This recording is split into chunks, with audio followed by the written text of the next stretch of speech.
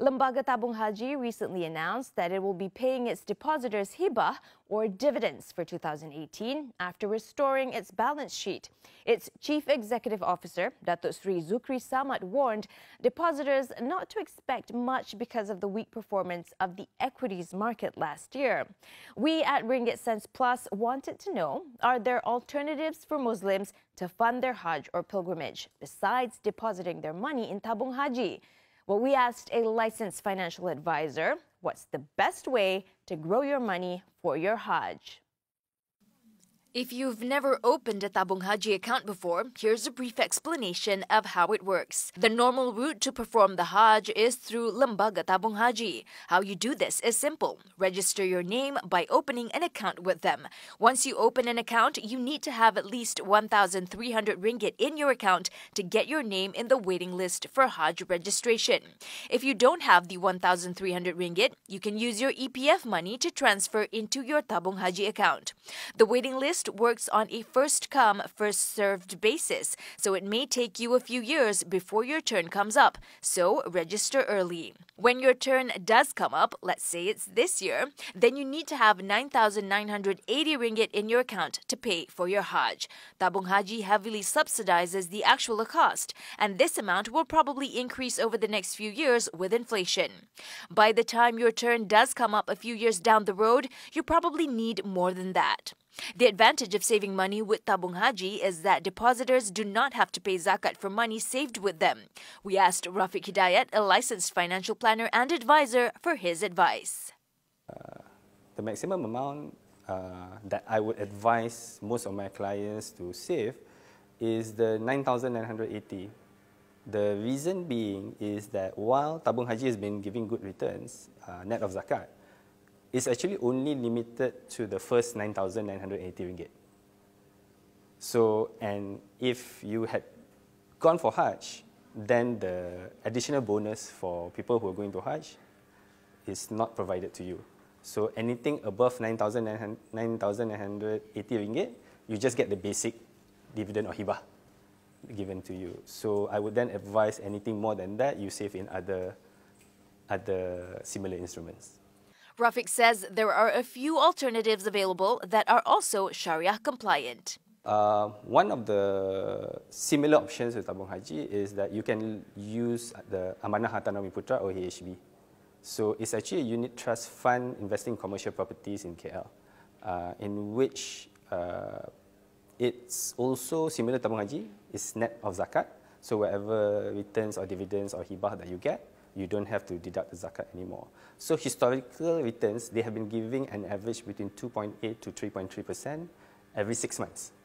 So every 6 months, the dividend would then be deposited into your Maybank account, and then you would actually have to physically transfer it back. So it's not automatically reinvested. So that's the only pain part with regards to using AHB as your vehicle. But it gives you a higher annual return compared to Tabung Haji. The other option that you might want to use without taking too much risk is actually ASB. So, okay, ASB is known to give generally higher returns, but if you take into account the zakat portion on the capital that is then invested, then the returns are then back comparable to Tabung Haji. However, if you then choose the option of ASB financing, then the returns that you're talking about would be slightly different. You're talking about higher returns, but less payable in terms of the zakat that you have to pay. So, in addition to that, you can still look into other types of investments, depending on the horizon. So, let's say you're talking about 10-year horizon with regards to the investment. So, you can look into things like unit trusts. You can look into things like REITs, or even stocks. Just be careful in terms of the selections of your portfolio so that you then get to your goal. There are always other investment instruments such as unit trusts and property, but you do have to pay the zakat for the profits gained on your own. Just remember that most investments do not have guaranteed returns and you can lose your money. Okay, so I personally believe that Tabung Haji should be a savings instrument instead of investment instrument, because the main purpose of Tabung Haji in itself was to help Malaysians to go for pilgrimage. It's actually not to help Malaysians who are rich, which is the main reason for investment vehicles. Okay, so taking that into account, I would say Tabung Haji is a savings account. It's a high-yielding savings account, okay, in which it also has the added benefit that it's net of zakat. Means for the Muslim depositors, you do not have to pay at the additional 2.5% of the capital that is then saved in Tabung Haji. Okay. However, if you're looking to use it purely as a tool in order to generate or accumulate wealth, I would suggest to look into other instruments. Normally, the waiting period before your Hajj turn comes up is quite long, so investors would normally have a time horizon of 10 years or more. Actually, if you have 10 years, even if you save Tabung Haji, you're talking about 50 to 60 ringgit a month. You're not even talking about percentage of your income. It's just like maybe one full tank worth of petrol. So that's the amount that you'll be saving on a monthly basis for the next 10 years. And able to do that, then you should be able to go for Hajj whenever that time is. But if, let's say, you want to go for the packages and you're choosing the most expensive package, so let's take example the 149,990 package. So obviously you need to save a lot more.